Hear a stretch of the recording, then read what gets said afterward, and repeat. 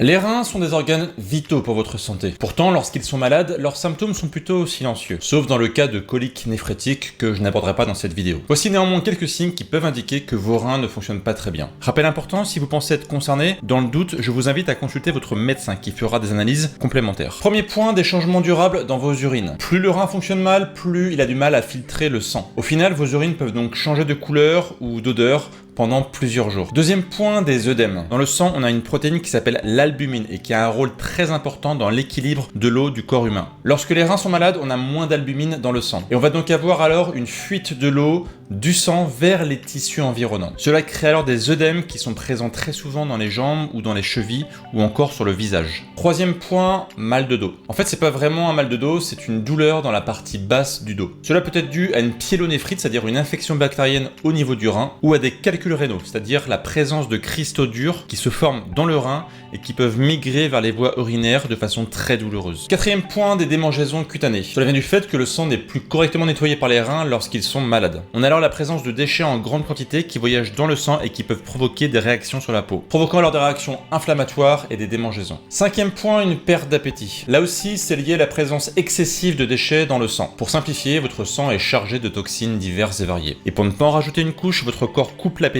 pour ne pas ajouter de nouveaux déchets supplémentaires. Encore une fois, si vous avez le moindre doute, pensez à consulter votre médecin. Il vaut mieux prévenir que guérir. Je publie tous les jours des conseils et des techniques pour reprendre la main sur votre santé. Pour être sûr de ne pas les louper, pensez à vous abonner.